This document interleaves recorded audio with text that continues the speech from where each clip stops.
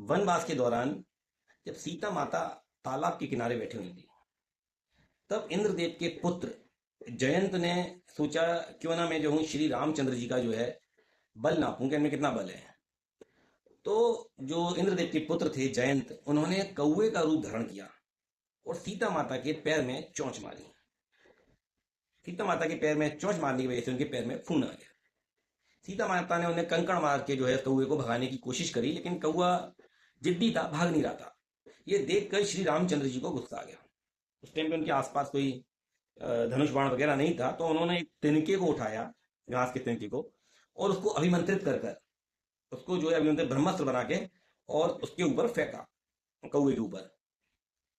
अब वो जो है तिनका ब्रह्मास्त्र का रूप धारण करके कौवे को मारने के लिए उसकी तरफ बढ़ गया। कौवा जो है जयंत अपने प्राण बचाने के लिए भागता हुआ अपने पिता इंद्रदेव के पास गया। इंद्रदेव काफी गुस्सा हुए। इंद्रदेव ने कहा, मूर्ख जी तूने क्या किया? बोले, मैं इसमें कुछ नहीं कर सकता। बोले, अब अगर तुमको कोई बचा सकता है तो तुम सीधे जो है नारद जी के पास जाओ, नारद जी तुमको जो है उचित सलाह देंगे। जयंत वहां से उड़ता हुआ सीधे नारद जी के चरणों में लौट गया। नारद जी से कहता है, महाराज मेरी जान बचा लो। तो नारद जी को पूरी घटना बताता है। तो नारद जी कहते हैं कि आपको केवल और केवल श्री रामचंद्र ही बचा सकते हैं। उनके आप चरणों में गिर जाओ और उनसे माफी मांग लो, तो शायद आपको अभयदान मिल जाए। जयंत फिर से कौवे का रूप धारण किए हुआ था, उसने उड़ता हुआ श्री रामचंद्र जी के पास गया, उनके चरणों में गिर गया और रोता हुआ जो है अपने प्राणों की भीख मांगने लगा। कहने लगा, महाराज मेरे से गलती हो गई, कृपया मुझे जो है अभयदान दे दीजिए। श्री रामचंद्र जी बोलते हैं कि ये ब्रह्मास्त्र है, ये जो है भले मैंने छोड़ा है पर मैं इसको रोक नहीं सकता, तो ये अपना काम करके ही लौटेगा पूरा।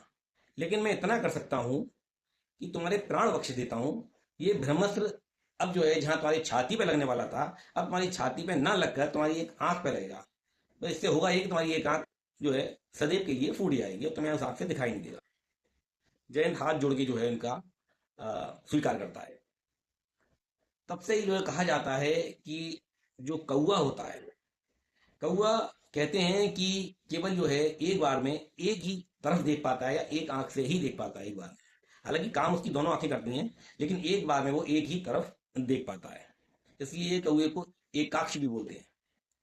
अच्छा, इस कहानी से हमको शिक्षा ये मिलती है कि जो हमारे कर्मों का फल होता है वो हमको भोगना पड़ता है। चाहे हम भगवान के सामने हाथ जोड़े भगवान से माफी मांग लें, भगवान आपको माफ भी कर दे, लेकिन उसके बाद भी आपने जो कर्म किए हैं उसका फल आपको भोगना ही पड़ेगा। साक्षात भगवान भी उससे आपको नहीं बचा सकते। इसलिए कर्म ऐसा करें